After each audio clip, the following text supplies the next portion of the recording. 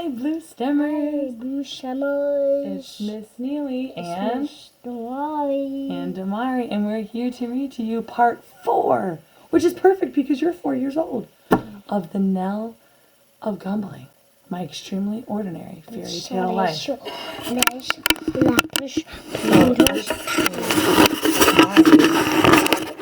Oh, we've had a couple of Blue Stems together, right, Mari? Do you remember reading with Mommy a little bit? Yeah. And so he is not tired yet for bedtime. You know how it is. And so we're going to start reading this book together until somebody gets so tired that they fall asleep. Okay, it's Mommy's magic secret. Okay, so look at these cool pictures, Mari. If you have a question when I'm reading, you can ask it, okay? After school, we parted ways at the castle. I made my way down the spiral staircase, but something was different. Usually it's closed and so dark down there that I have to feel around for the doorknob. But today there was light coming from the bottom of the stairs, and when I got there, the door was propped open. Nell, is that you? Come in. The dungeon looked so different. I mean, not so different. There were just some lamps set up and a couple of space heaters, but it made a difference. And I want to be different too. I want to have a good attitude. Do you have a question? Who is she? Ooh, we're gonna read about her. She's one of our important characters, okay? But this is Nell. She's our main character, okay? Happy New Year, Miss Birdneck. That's Miss Birdneck. I like the light and heat. Yes. I'm really sorry about what I said last time. Ah, yes, when you called me a, what was it? Uptight old robot? You called me impudent and silly and lazy first, and I said I was sorry. I heard you, and it's a new year. We can consider it in the past. She said it was in the past, but it didn't feel true. I was grumpy, but I still felt like apologizing. But then I was nervous she'd hate that if I just kept saying sorry. That's probably bad manners or something. Yes, Marmar? Do you have a question? So, what is she doing? This is Nell, and she works with Miss Birdneck in this dungeon. It's this lady's name. You'll learn more as we go. You're kind of jumping in mid-story. Who is she? That's Nell. No. Nell. No. Miss Garlic feels I haven't been engaging you in the lore work enough. Yes, and now I'm talking to you. You're bored and unhappy. Why? She talked to you? I don't know. She talked to you? Thanks, Marmar. You seemed to have plenty to say when you spoke with Miss Garlic. It was like she was yanking a tooth out of me. It's just the work no, thank you. The work I do here, the vacuuming and copying and filing, it can be kind of tedious. I don't think I'm wrong for thinking that. Don't worry, you can't touch that. You have to just look at the book. Okay, that's fine. It's noble work. Cleaning ensures you are respectful of the space. Copying down text multiple times cements the content in your memory. Filing under the Birdneck system strengthens the mind's organization skills. Mommy. Hold on. Okay, then I'm sorry. I was lazy. I'll just be more noble or whatever. I'm not looking for an excuse or an apology. I'm looking for a solution. If copying down text and filing doesn't interest you, what would? Huh? Don't stand there gulping like a fish, girl. Do you have interest or don't you? I can't believe Miss Garlic thinks I'm never gonna get along with this woman. Thinks I'm ever gonna get along with this woman. Mari, I asked you to please stop. Just listen to the book or look at the pictures. Well, I guess I like art. I like reading comics. Sometimes I write and draw my own. But I don't know if that's... Excuse me? She just walked up to the second level of the archives and disappeared. I was so confused. When she got back, she was carrying this big stack of folders and books. She laid them all out on the table and set one huge thick book right in front of me. She opened it up. The original lore keepers in Gumbling would create rich, lovely pictures to go along with the histories they documented. They even had pages written on dyed paper and in ink that could only be read under starlight. I imagine they're a good deal more complex than the comical books you enjoy, but you may take a look if you'd like. The book was open to the history of Princess Puzzline. I had only seen their inventions before I'd ever seen her portrait. You likely don't know who this is. I know all about Puzzline. She built the carousel. I see. Well, then you might occupy yourself with these as well. Then she pulled out a bunch of documents about Puzzline, a biography, letters between her and the other scientists, even some of her own journals with designs for inventions. So, you want me to copy these down? That will be unnecessary. Just see that they're returned to their proper places when you're finished looking at them. Really? I could just look at these? You're of no use to me in the archives if you're going to pout and make little effort, but I suppose I can't expect you to feel anything for this lore if you can't explore it yourself first. Then she went back to her desk. I had the whole afternoon to myself with all this stuff. You said you want me to hold you? Yeah, of course. I'm told. Come on over. Okay, I don't believe this myself, but it was actually pretty fun. Looking at all the Puzzline material, I kind of understand how Myra feels when she's doing a deep dive into local law, or how Gil feels when he's doing a deep dive into a heap of garbage. And for the first time in a while, definitely the first time in this apprenticeship, at least I felt kind of inspired. Not that I'm such an important artiste or anything, but after looking at all this Puzzline stuff, I wanted to draw. You never know when the muse is going to strike, and it might as well strike on a day like this. When Birdneck is leaving me alone, she can call me lazy and sloppy and low effort, but when I want to make something, I make it. So, there. If a little kid like Rib can combine his interests in witchcraft and cooking, why can't I combine lore keeping and comics? I mean, I definitely don't want Birdneck to know I'm making my silly comics in her serious haven of historical documents, but I want to do it for me. So I did. I drew a comic of one of the Puzzline stories, and then I colored in later at home. And here it is. Once upon a time, there was a princess of Gumbling, Puzzline. She was educated by the finest tutors in the land and soon became an accomplished inventor. Ow, Mari. Inventor of mechanical things.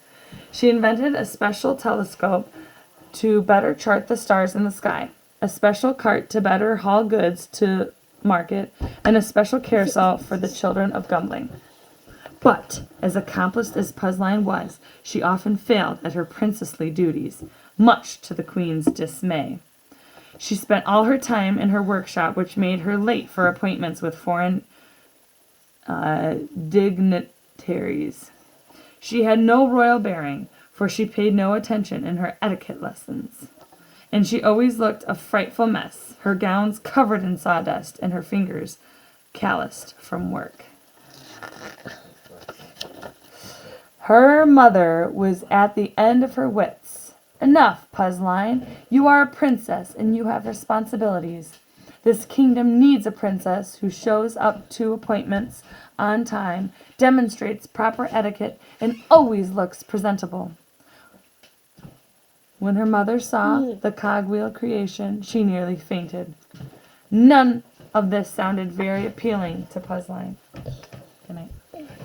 Luckily, she had a solution, so she worked day and night and built her greatest achievement yet. A mechanical princess, an automated wooden princess on wheels. She was built with a clock inside her, so she would always be on time for appointments. Her stiff armature wouldn't allow her to slouch. She needed no sleep, so she never yawned, and she always looked perfect. If you're reading this right now and you are slouched, sit up with your back straight and lean your shoulders back to make sure you're in a nice, comfortable position. Why are you doing that? Why am I doing that? Because if you have a bad posture, then that can hurt your back and your neck, especially when you get into your 30s, like Miss Neeley. You're little, so it doesn't really matter yet. Puzzline, you are impossible. I meant I wanted you to be the princess the kingdom needs, not this thing. But mother, this princess can do all those princessly duties perfectly. That gives me time to serve Gumbling in my own way. By making star charts for our farmers and fishers, wagons for our merchants, and amusements for the children. The queen finally understood what her daughter did for Gumbling. From that day on, she let Puzzline choose her own kind of princessly duties, and they lived happily ever after. Hold on, I'm not done. I have to read this whole page.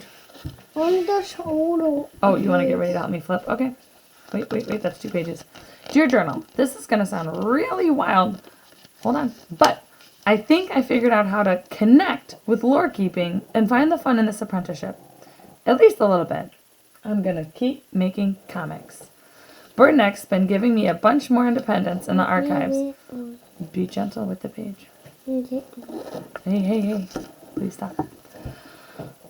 Which basically means we still don't talk to each other, but at least she doesn't scold me when I touch the documents now, although I do have to wear the special gloves. Since she's not checking up at me from time to time, I draw a little bit of a new comic every afternoon. They're all based on the history of Gumbling, and I use other documents in the archives to search so my drawings can be really accurate. And I still copy down some stories and file them. I make sure the handwriting is perfect. I don't want Birdneck to think I'm slacking on lore keeping, because the truth is, I've never been more into it. I need to move your hand so I can see what I'm reading. So that's been my life for the last couple of weeks, and I've never done an art project this big. It feels a little strange to be keeping it all to myself. I always imagined being an artist would mean putting all your art out there and, being famous for it. Mari, I can't read it. I might hear him. But in a way, I kind of like having these be just for me right now. Mari, you have to move your arm so I can see what I'm reading. Hey, be gentle with the book. On the shoulder. I know, but you don't want to bend the book. You got to treat the book nicely. And the more I look at the history of this place, the more steamed I get that a lot of the town is even considering Castle World. That's not just what Gumbling is. Oh yeah, remember Castle World? It's been ruining my life all over the place. Hey, you want to go to bed or do you want to read? Okay, you can flip the page, or we're gonna have to go to bed. Do you want to flip the page? You have to do it gently. Okay, go ahead and flip this one page. One page at a time. Oh, might be time for bed. Sorry, Blue Stemmers. Mari might have to go to bed if you can't. Oh, there we go. Okay. Oh, where's that? After work, I went over to Myra's to surprise her with one of my new comics. It was my adaptation of the story of the poor little mouse. Back in kindergarten, our class did a play of it, and can you please stop? You're not being nice. You have to be a good listener if you want to read this really cool Blue Stem book. But I am told on you should. Can I please wrap you with your blanket like a burrito so that you're not cold? Okay. Can you stand up so I can super burrito you? Yeah. Ladies and gentlemen, for those of you who are listening right now to the story, what a burrito is you take a standing little child in a full-size blanket and then you wrap them such as a burrito with extra cheese and extra burrito bits. And then they're stuck there like a little yummy burrito. And then you can eat them if you even want to. Okay. Look at this. She's a fairy. After work, she's just a fairy. It's just who she is. She's a character in our book. After work, I went over to Myra's to surprise her with one of my new comics. It was my adaptation of the story of the poor little mouse. Back in kindergarten, our class did a play of it, and she played the mouse, and I played the pumpkin. That's how we became friends in the first place. We were backstage, and she got stage fright. She was too scared to go on, so she started crying. Oh no, she's crying. It's okay, you don't have to do the play if you don't want to. I know. It's just, I'm just, sniff, sniff, so good at it.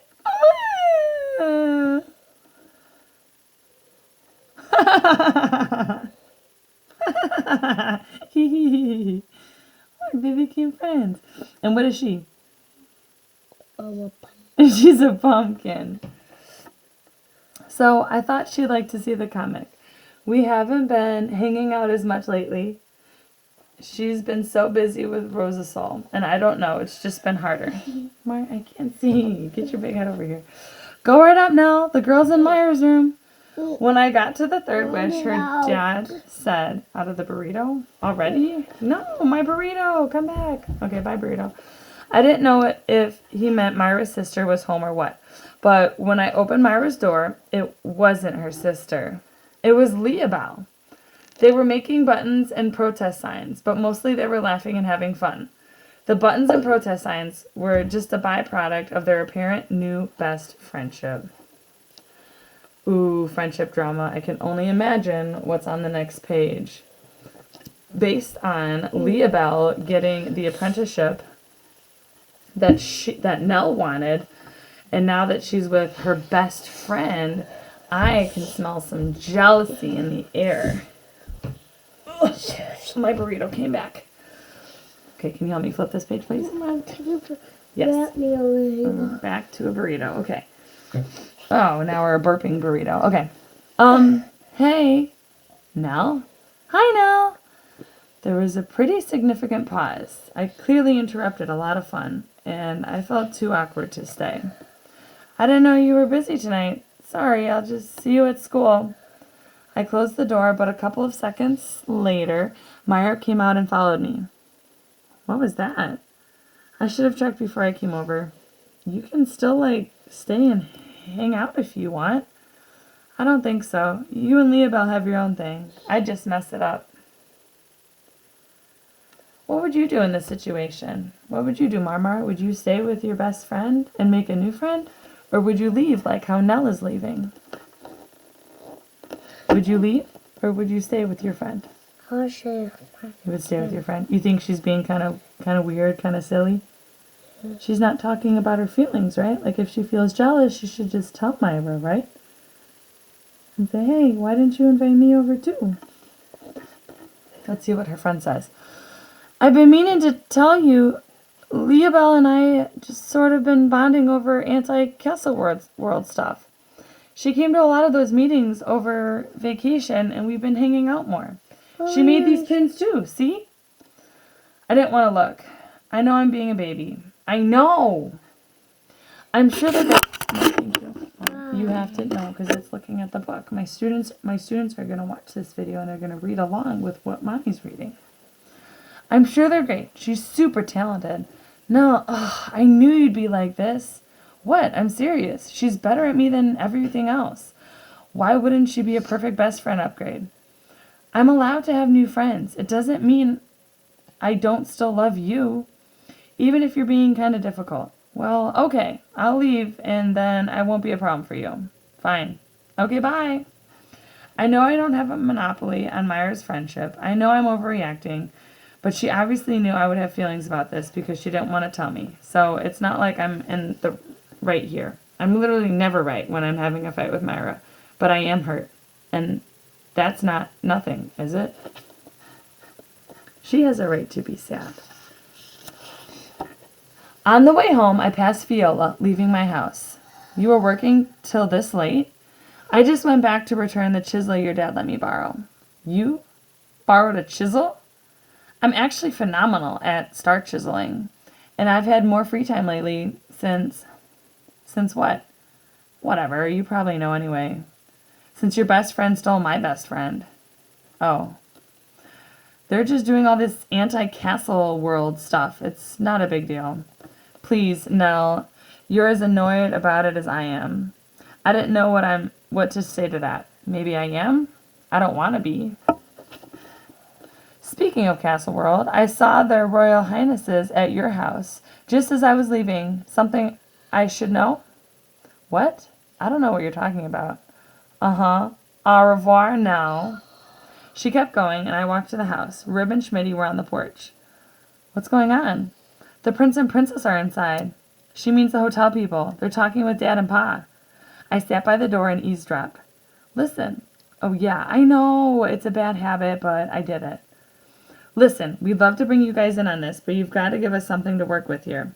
I don't know what to tell you. Even if we wanted to work with you, it would be impossible.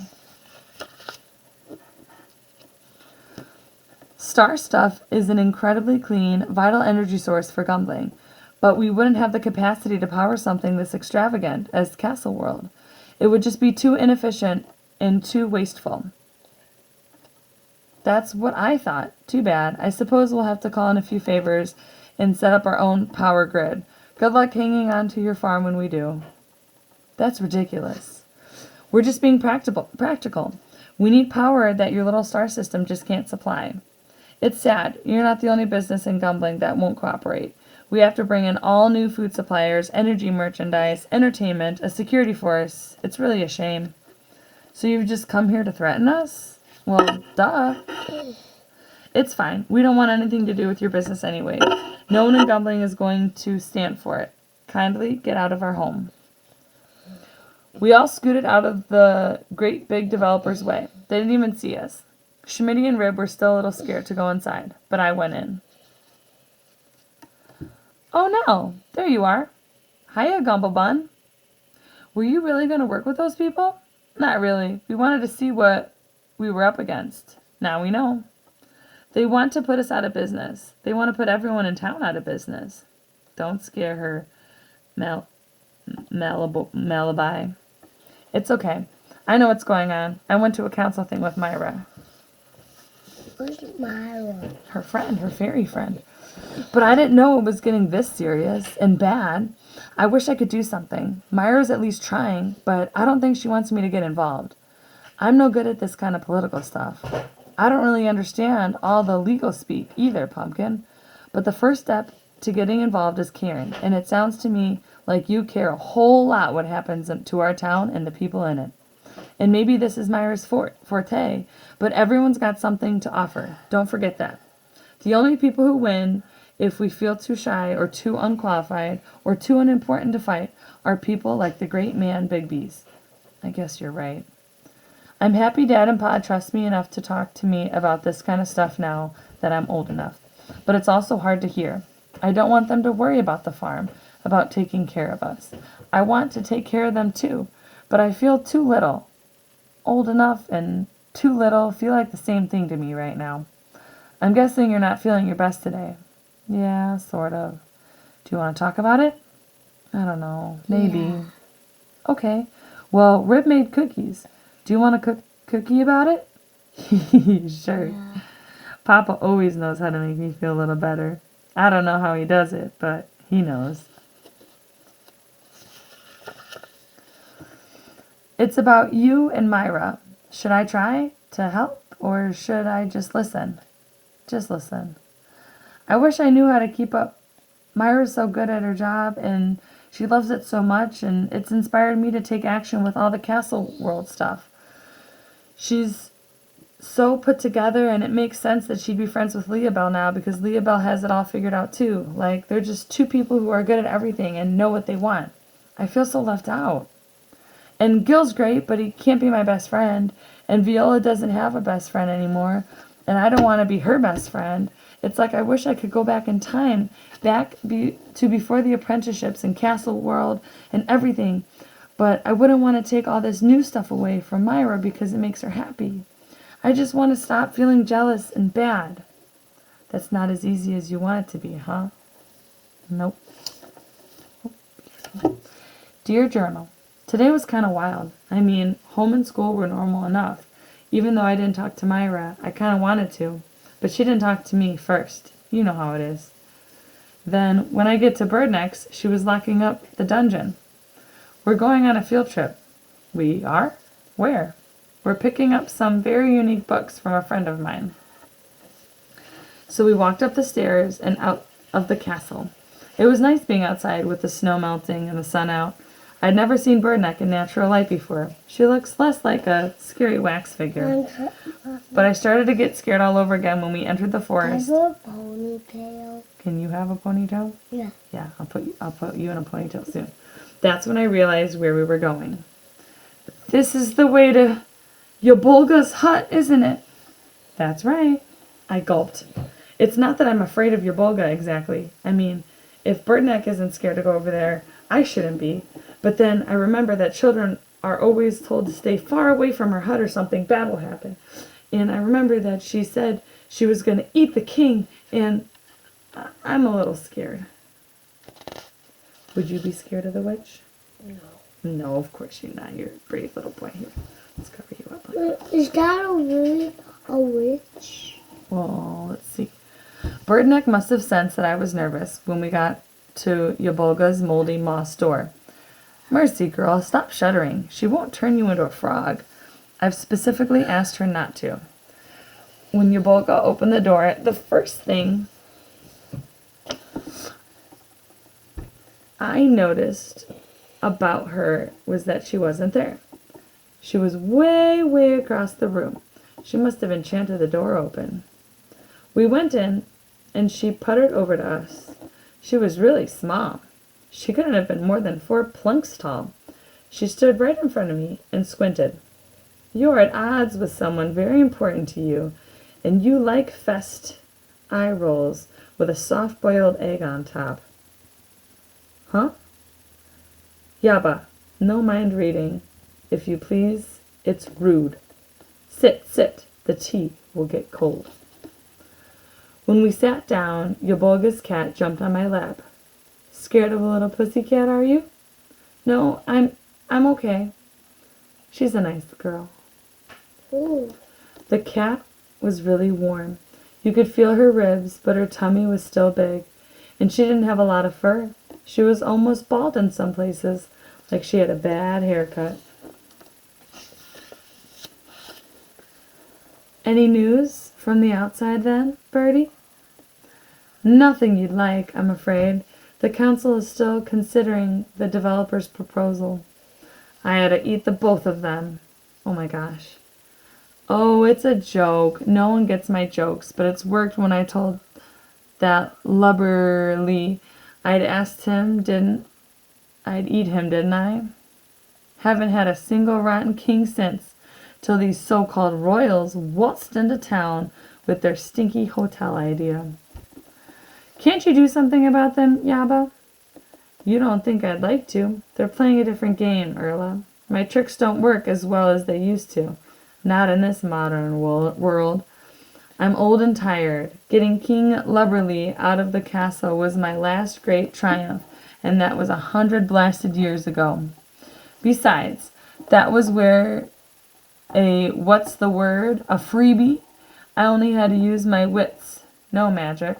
Most societies have to rise up in revolution to depose a king, but this one was like a jar someone had already loosened. He was ready to go. Did you ever see him again?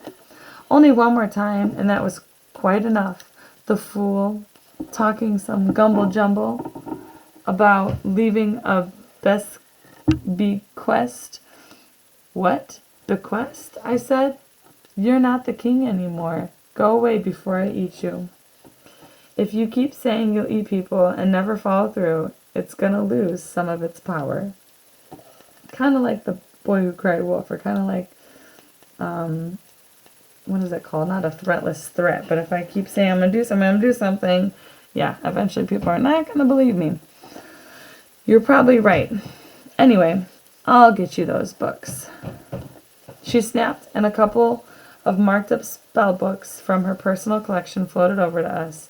Birdneck says she donates them to the archives every once in a while, and then we left. On the walk back to the CMCC, I was thinking about Myra. We always said we were going to be best friends until we were old ladies, so I guess seeing old lady best friends sort of reminded me of that. It's not that deep.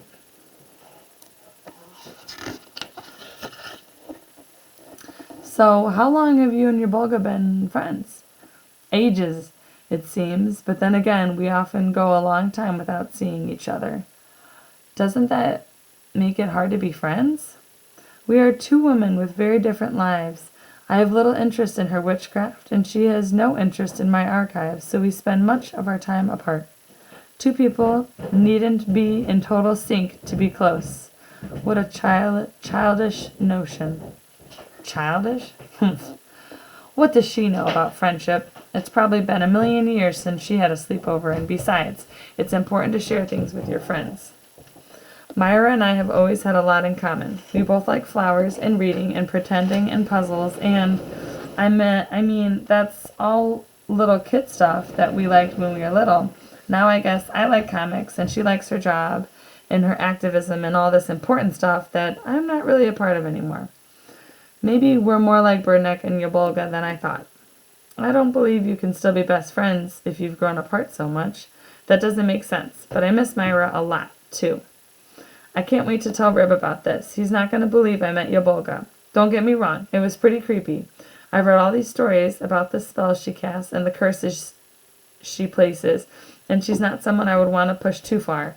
But she was also a tired old woman who feels kind of powerless now. I felt kind of sorry for her, or at least more sorry than scared. I wonder what she meant about Lubberie's bequest. Dear Journal, I saw Myra walking to school this morning. She looked too wiped out to fly, like really super tired. Myra, hi. I thought we weren't talking. I guess I forgot. Are you okay? Yes, always. That doesn't have to be true, not if you're feeling bad. I mean, you can always tell me what's going on if you want. She took a deep breath, then she told me. She didn't sleep at all. The developers came back yesterday, and her room is right next to the room where Christina Greatman Bigby's been sleeping. So last night, Myra overheard her talking to some investor on the phone. Yes, again, eavesdropping isn't perfect or whatever, but it can be very effective. So she was saying, no, of course, this is the up and up. We're the lost heirs to this throne. That castle is practically our property. We could probably sue them for using it for 100 years without our permission. Oh, come on. And then she said, we've been buttering up the town council, and we've got a few in the palm of our hand. Some were easy. That Rosa saw Luna's a real thorn in my side, though. Maybe we can find a way to get her recalled. No way! Yes, I'm telling you. Nell, I called it. They're straight up evil. Well, what can we do? I want to help. No, you don't. I do. You haven't really given me a chance to try yet. Of course I did. You were just being stubborn. Well, you were too. Okay, I know we're not perfect right now, and I know I'm not as good at this as you are, but the only people who win if we feel like we can't fight back are the great man Bigby's. You have a point. If you want to help, that'd be cool. You're talking to each other again? Sort of. Nell's gonna help take down Castle World. Can I help too? Sure. I still don't know what we're gonna do, but more help is good. So yesterday I heard something about King Lubberly's leaving a bequest. I don't know how much more than that, but if he did, it could make the great man Bigby's claim pointless, right? That's an idea, but it's a bad idea? I'm not saying that. It's just I'm a lot further along with my own research, and I wouldn't want to derail all the work Leabelle and I have been doing. Leabelle and I? That's Myra's new unit. It used to be Nell and I, but I can't get jealous. I just want to be friends with Myra again, and I want to help her too. So I'm just going to put that jealousy away, fold it up all tiny, and swallow it. Okay, scrap that. Then, we're looking for documents. Yes, there's got to be some kind of paper trail they've left behind, some evidence that they're playing dirty. I'll go through the garbage from the Third Wish. Can you really do that? I don't know, but who's going to catch me? I'm tiny. And I'll dig deeper into the laws at the town council office. There has to be some ordinance those scumbags are violating. I'm going to take them down. And I guess there's probably nothing helpful down in the archives. That's no kind of attitude. Maybe you'll find something down there. Or you can help Leabelle and me make stuff to protest at the council meeting tomorrow. Offer moral support. Yeah, totally. We'll offer. Get pumped. Get motivated. Get mad. We're going to do this. I'm gonna do this. Okay. I'll do my best. Okay, I'll do my best. Good job reading, Marmar. Sorry, I didn't. And now you're just copying me.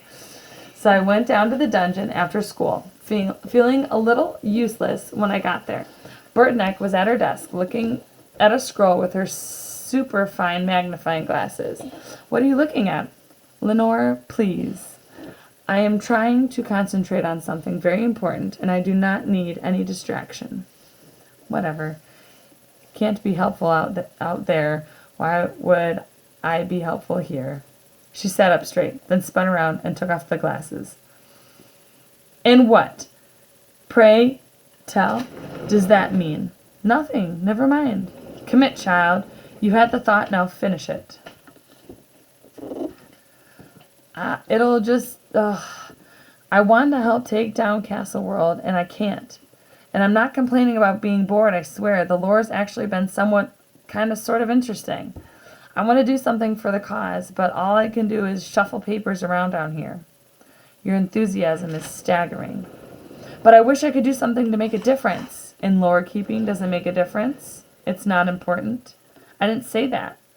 I've heard it before, and many a time I thought it myself. After all, who really cares about this clutter from the past when we'd like to charge ahead into the future? Mari, come here. Damari, no. Come here, baby. I shouldn't have said anything. I'm sorry. I know children don't care about our history. I know I'm partly to blame. Children don't like me very much. That's not totally true. I'm not a fool, Lenore. I've always wanted the children of Gumbling to see the lore as I do, as vital, relevant, and crucial to understanding who we are and where we come from. But their parents hardly see it. And why should they? History won't put food in their families' stomachs. It won't keep those bloodsuckers from taking our castle, our homes, and our jobs, and writing their own history of this place. Do you know what, Mari, what I was looking for when you came in? A Mari fart. Can you lay down? All night and day, I've been trying to find anything in my documents that could save my library, any protections against the destruction of the archives. Those great big developers said this would be a perfect place to put a 24-hour fitness center. What? If they have their way, it'll be sent out of my library in my home. My whole life is here, and who will care? Who will ever remember? I am invisible, a nuisance, easily disposed of. I'm not ready yet. Gee, I think I just saw Miss Birdneck break. She started to cry a little bit. I felt so awkward and sad and handed my sweater to wipe her eyes. Thank you. I would care. I wouldn't want the archives to disappear. They mean something to me. And even if they didn't, I wouldn't want them to stay, because they mean everything to you. Goodness, I didn't half expect this much sentimentality from you. Surprise? I think I actually saw her smile at that one. Will wonders never cease? I grabbed her glasses and held them out to her. Well, let's find it. Lenore, it has not been going well at all. There's nothing. We have the entire history of Gumbling down here. That has to be worth something. We're going to find something useful. Commit, Miss Birdwell. You had the thought, now finish it. Birdneck put the glasses back on her face and faced the desk. She took a big breath. Now what can I do? I still haven't looked in the spillover archives. It's a bit of a mess up there, but it's worth a shot. Ooh, I caught up to whoever's post-it this is. Don't worry, I'll put it back. I climbed up the stairs and into cell 3, where Birdneck puts all the spillover documents that haven't been filed yet. I picked through a pile of incredibly random papers, some records of trade between Thumbkins, a handwritten pamphlet of fairy lullabies, a newspaper from the day Snowbilly, Mim, and Primbilly Mum were born, but nothing that would solve our problem. Oof. I leaned back against the cell wall. Now, I probably wasn't supposed to do that because the wall turned all the way around and spun me around out of the dungeon. I ended up in a laundry room, and I couldn't find any stone to press to turn the wall back. As far as I could tell, this was the housing part of the castle where people live, not the administrative part, where the archives are. I was nowhere near the archives anymore. Shoot, I was lost. Just then I heard soft footsteps. Someone was coming in. Leobel? What are you doing here? Nell? Laundry. I live here. What are you doing here? I guess I took a secret passageway and ended up here by accident. Wait, I didn't know you live in the castle. Mm-hmm. I just don't bring it up a lot, I guess. So, based on what we learned about the castle, Marmar, is that people who don't make a lot of money live in the castle. Almost as if Leobel is homeless. And Nell didn't know that about this girl. She kind of thought that her life was perfect, but at least Nell has a home. So of course you're against Castle World. Well, I think it's a bad idea for lots of reasons. But yeah, I'm worried about where we would live. My mom worries the most. It'd be hard for her to get a house right now, and it would be hard to leave this place. It's our home. Does Myra know? I told her when we started working more on the campaign, but I asked her to keep it to herself. Not because I'm ashamed to live here or anything, just I didn't want everyone to treat me differently and feel bad for me with all this Castle World stuff going on. Sorry, I shouldn't unload all this on you. No, please, I'm sorry, I didn't know. You shouldn't have to worry about that. No one should. It'll be okay. Thanks. Anyway, how do you know about the secret passageway? I thought I was the only one who used them. Well, I didn't exactly use it on purpose. Wait, there are more? All over the place. I have my own map, actually. That's so cool, and it's really beautiful. You showed this to Wiz Bravo, right? Oh, no. Mr. Bravo is never really interested in seeing my drawings. He's busy with his own art. Isn't he supposed to be your mentor? I just help him with his projects, washing brushes, sharpening pencils, getting him coffee. What? It's not that bad. It's just not what I thought an apprenticeship with my hero would be like. It's not what I thought it was either. Honestly, I envied you. Really? Uh-huh. Big time. Well, I guess you're not envious now of a bored brush washer who's about to lose her house. Well, I'm kidding. I'm still really envious of how talented and pretty and nice and smart you are, and how you never smell bad, if that helps. It kind of does.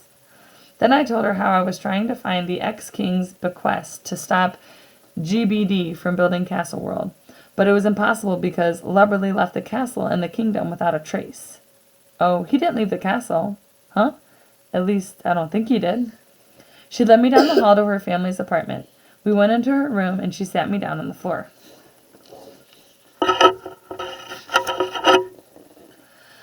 I have this theory that King Lubberly III never really left the castle.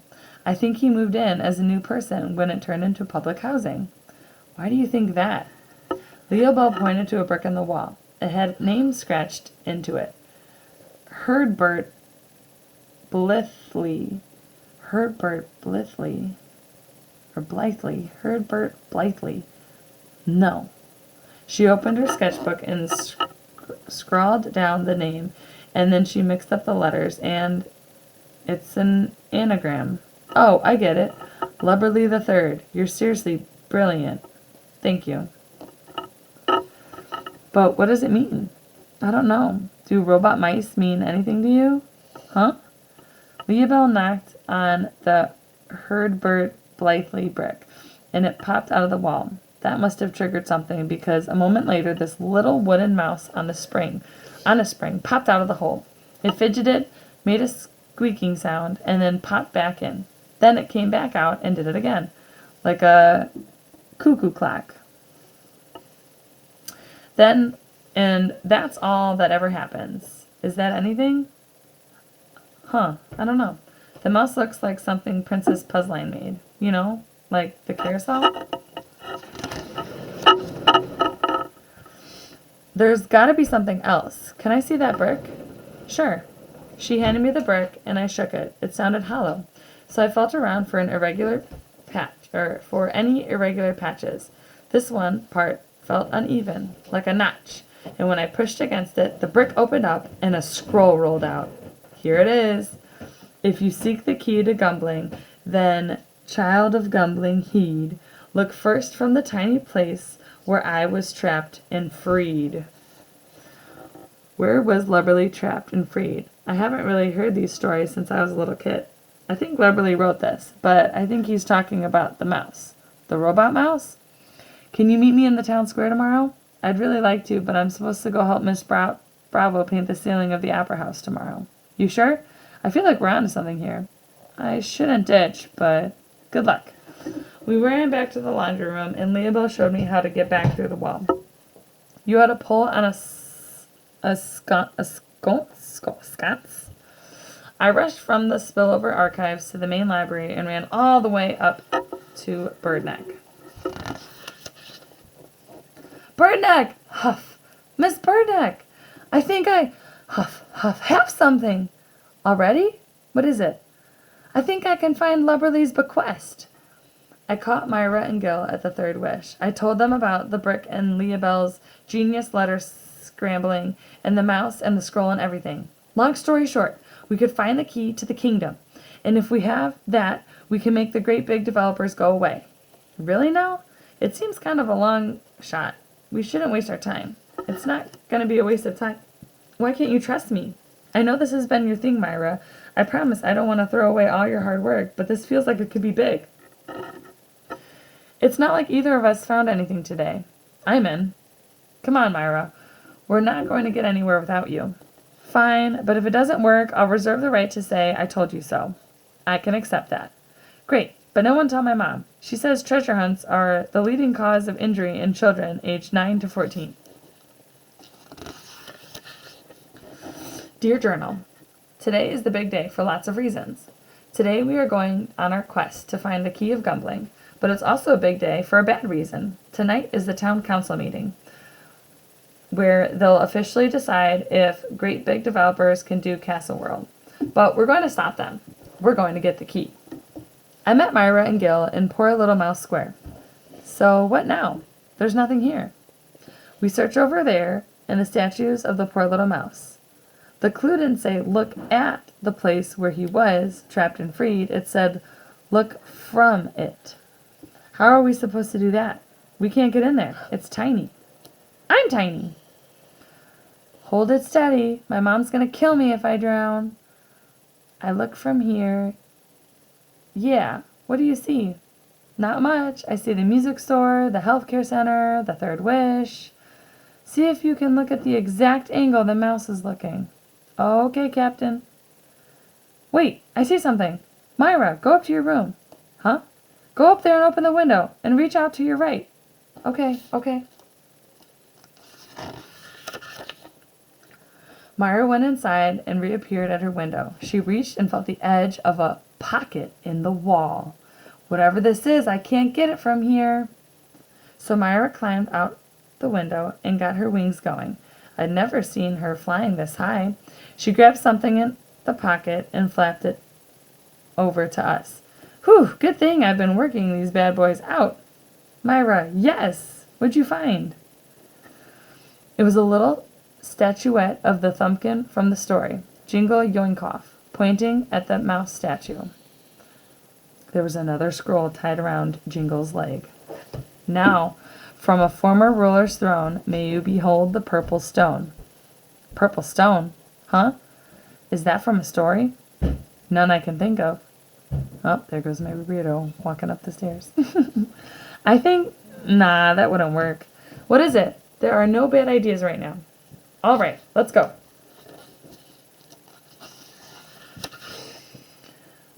We ran. Well, I ran. Myra flew, and Gil rode on my shoulders to the CMCC. Myra led us to the town hall where they do the council meetings and hearings. This is where the throne room used to be, back when there was a king. But there was no throne to look from, and I don't see any purple stones. Amethyst is a gemstone, and it's purple. Maybe that's what he meant. Are there any crown jewels around here?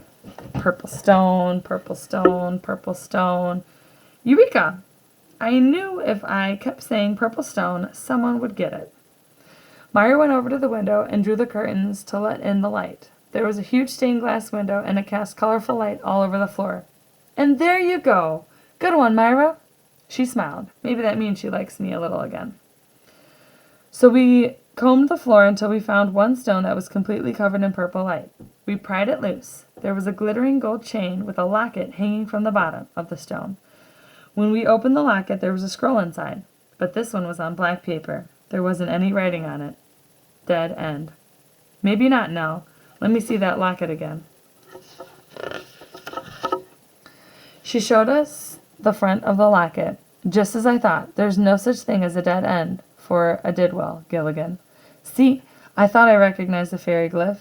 That's the symbol of Centaurus, the star fairy. So we have to go find him now? No, but it must mean the clue has something to do with the stars. No, what do you think? Me? Well, it kind of reminds me of these dyed pages down at the archives. You can't see the ink because it's special. So, I think we have to read the scroll under starlight. We don't have time to wait until it's dark to read this. We'll miss the town council meeting. Maybe we don't have to wait. We hustled over to my house. Pa was in the star patch. Pa, we need a fresh star. It's so we can save Gumbling. Whoa, Nellie, slow down. You can have a star, no problem. In fact, this is a perfect opportunity. Viola, you want to put on a show for the folks? Oui, certainement. And then something unbelievable happened. Viola La galloped off the porch and did a bunch of pirouettes and leaped onto the lift. She did this whole big production as she rose into the sky and picked a star, then descended and twirled off the lift. She trotted over and handed us a fresh, sparkly star. Et voila! I guess I'm amazing at farming, too. I gave my dad a confused look. Once she put down her own spin on it, she was the fastest learner I've ever seen. Good work, Viola. Naturally.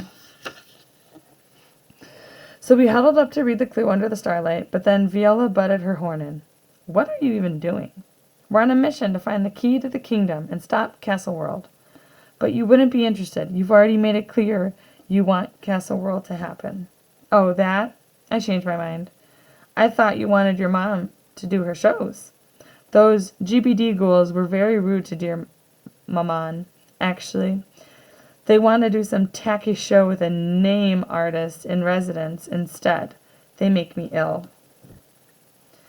So you're only against them now because it personally affects you? Yes, obviously. That checks out. Anyway, I guess I can come along with your little quest thing. Did we invite you? We might need her. Look at this clue. Your search proceeds, your quest moves on to the point of Zinchel Montbonbon. I had her copy down the story of Zinchel Montbonbon like 5 times. She was a famous ballerina who used to dance at the opera house. So I think we have to go there. And I know every inch of that theater. I was practically raised in it. Okay, Viola, you can come. You're welcome. Nell, take Rib and Schmitty with you. Pa, no, this is serious. Your brother and sister want to play too. Ah. So we made our way to the opera house with 4 new and unplanned guests. This had better not take long. I have plans tonight. Can I see the clue again? I want to read it. No, Carrie Schmugly. Honk. Viola led us through the back entrance and into her mom's dressing room. Then we went through a narrow hallway, up some stairs, and past some velvet curtains. And we ended up on stage. Wow. Wait, listen to this echo. Hello, hello, hello. Gil's minuscule voice bounded off the walls, all the way to the back of the theater. There were at least 5 hellos, then someone at the back of the house turned around. Hi, everyone. Leabo? Oh my gosh, do you think she heard me? Hi, Gilligan. I'm gonna pass out.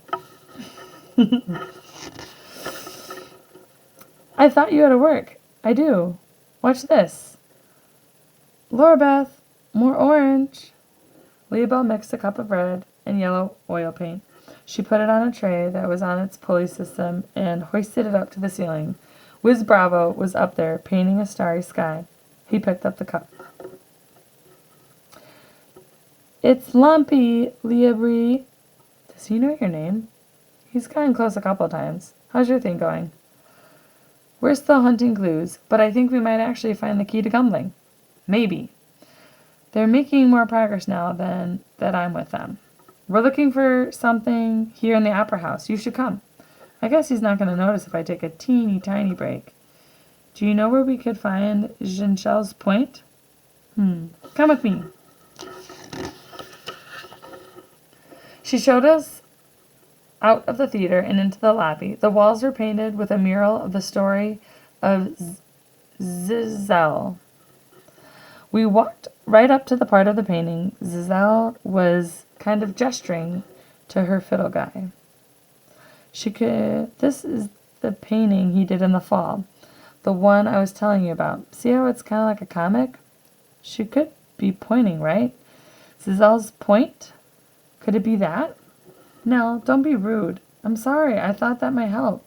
No, it was a good idea. It's just, if Lubberly set this hump up 100 years ago, we can't look at a clue from last year. It's got to be older, like some artifact. That makes sense. Well, there's a lot of old stuff around here. Then Viola started giggling. What's funny? Oh, nothing. I just happen to know where to look. Where? Come. She waved us over to a glass display case. Inside were the magical ballet shoes and fiddle. See, this ex-king was either trying to be clever or he was really bad at spelling. He said the next clue was at Giselle's point. Viola opened the display case and pulled out the shoe. But he meant Giselle's pointe, as in her pointe shoes. I am an entertainer. I know all the vocabulary.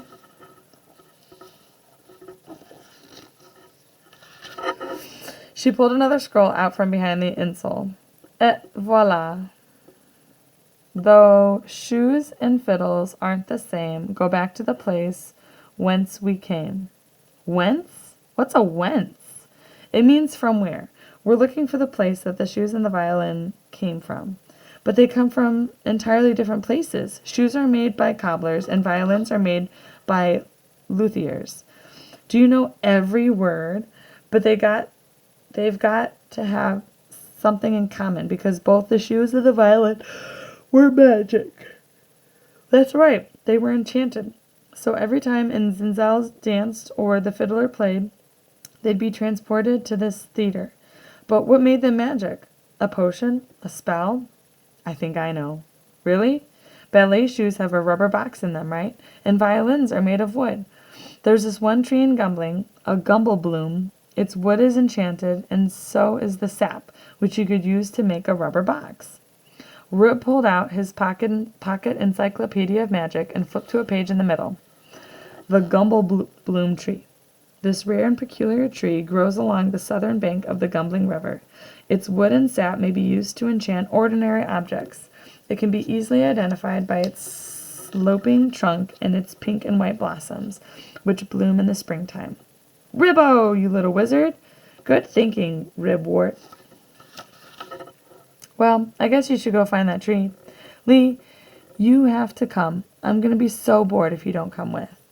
Leah Bell peeked inside the theater. Wiz Bravo had his headphones on. He had no idea she was even gone. Come on, ditch! Ditch! Ditch! Ditch! Ditch! She thought for a second. Okay, I'm coming too. Yay!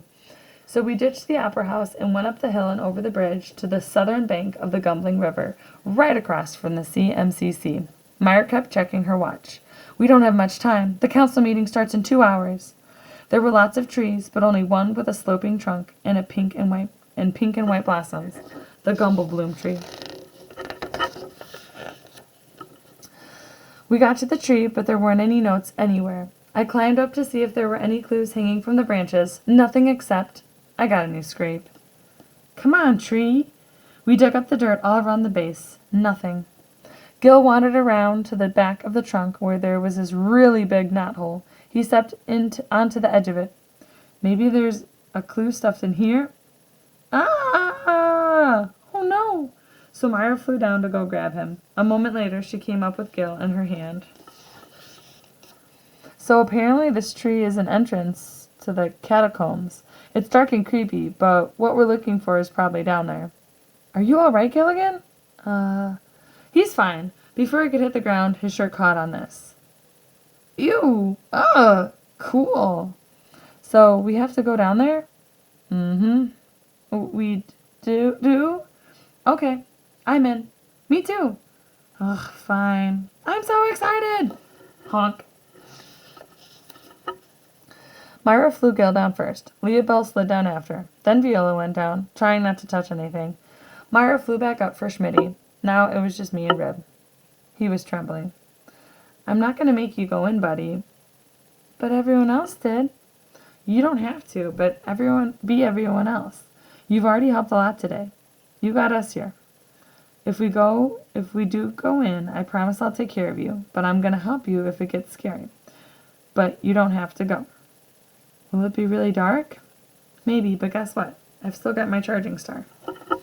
Rib had some little tears bouncing on the bottom of his eyelids. He wiped them off with a shirt. I think I can do it. They slid down the tree into what appears to be a dungeon with a skeleton. It's so spooky. All these Trey's dead, Trey's bony skeletons. It's disgusting. How you doing, Rib? I'm okay. Let's go to King Liberty's the Third's crypt. Since he didn't leave another clue in the tree, it must be there. We walked past bones and bones and bones till we got to the more royal-looking part. There were coffins with jewels and gold and everything. King Liberty the First, King Liberty the Second. There we go, King Liberty the Third. It was a huge, dusty wooden coffin with all these swirls carved into it. Are you gonna open it? Yeah. Just give me a second to work myself up to it. Ugh, you babies, I'll do it. Viola planted both hands on the rim of the coffin and lifted it up. An enormous cloud of dust spilled out. And when we all stopped coughing, it's empty? Bummer. Wait, no. Are you thinking what I'm thinking? Follow us. We started looking at the plain, non-royal vaults. Since when are you two thinking what the other is thinking? Lee, what is with all these unauthorized new friends? Look for the name Herdbert Blythley. It's the name Lubberly used after he stopped being king. Herdbert Blythley. Honk, honk. I found it! We all ran over to Schmitty. She was standing at the door of this thick wooden vault door. It was sealed with all kinds of locks and fastenings. Schmitty jiggled the doorknob, and it made a clunking noise. A hatch opened, and in the middle of the door, a shelf popped out at us, and there was a little wooden diorama of Gumbling. It had an inscription on it. On this Gumbling, not to scale, play me every Gumbling tale. Fabulous, another puzzle. This is exhausting. Gumbling tales? This one's on you now. Yeah, you know all the right stories from work, right? But there's no way this was what this has been building up to, right? I mean, I'll admit it. I had my doubts, but you've brought us this far, and there's obviously something here, so go ahead. I was nervous. I didn't want to mess this up and let everyone down. My hands felt sweaty, but I had to think. Whew. To do them in historical order, I'd have to start with how Gumbling came to be. But how would I play that story on the diorama? I had a weird idea, but I had to try it out. I picked up Schmitty and I sat her down on the model like the baby who shaped Gumbling Valley with her butt. Some parts shifted in the door and one of the latches undid itself. Hey! Yes, that worked? Okay, that worked. So I knew what to do next. I pulled one of the stars hanging from the string down in the direction of Starkeeper Star Farm for the story of the first Starkeepers. Another latch opened. Yes! I pushed a cluster of hoofbeats figures into the town for Pester, who bothered hoofbeats. A bolt popped out. There was an eyeball near a figure of Fest Mama. I rolled it, and the eyeball fell into a divot and busted open another lock. I twisted a figure of Princess Puzzline that made the carousel spin. That corkscrewed another lock open. I didn't want to jinx it, but I thought I was on a roll. I lifted the pumpkin off the mouse's tail. A clasp unhooked itself. I moved Matthew Garlic and the Ghost along the river. Another class clicked open. I spun Zazal on the Opera House stage. A lock thunked loose. I switched the figures of Snowbilly Mim and Primbilly Mum. Clunk, thunk, open. And last, I lifted the figure of Lubberly the Third out of the castle, and the knob door relaxed, like it had been gripping tight onto something, and it just let go. And the door gently creaked open. Way to go, Nell! 8+. That's my sister. No, she's my sister. That was so cool. I'm slightly impressed. There's a lot of lore keeping. Has its pros, right? Okay, let's try this again. Here we go. Opening a coffin. Oh my gosh, I'll do it. I've got to hand it to Viola. She may be annoying and a total snob, but she sure can open a coffin. There was actually a skeleton in this one. Ribs squeezed me so tight I almost fell over, and an envelope and on a ribbon dropped down from the lid. I opened it up. Here's what it said. Dear reader, if every clue is where I last put it, if it has remained in place, and if, in fact, Gumbling is somewhat like it once was, then I have led you here. If some curious someone knew Gumbling well enough to follow each clue to this point, then that someone is you. And to you I present the key to Gumbling. This key does not symbolize the possession of Gumbling, for Gumbling is not a land to be owned or ruled or turned over for her riches. The future of Gumbling ought to belong to those who remember her past, the good and the bad, and the care of her citizens in the present. Thank you. Sincerely, Herdbert Blythley, former known as Lubberly III. I felt around in the envelope and fished out a plain-looking, solid brass key. This was the key to Gumbling that was supposed to save the day. I felt like that part in that one movie where the guy has to pick which grail in the room was full of fancy grails is the Holy Grail, and then it turns out to be the littlest, ugliest, most boring cup. But this was it. I held it up for everyone to see. So this is what we're showing to the town council? Yes, and we better move. That meeting's going to start soon. Then we heard a new voice. Oh, that's right. Clock's ticking. Ooh. Who do you think said that? I think I'm going to pause right here and make you listen to the final part, which will be part 5. Thank you for reading with me and Mari. He has ditched me and ran up the stairs, my little child burrito. But I hope you have a grand day, and I'm very proud of you for getting this far in our graphic novel so far. Have a great rest of your day.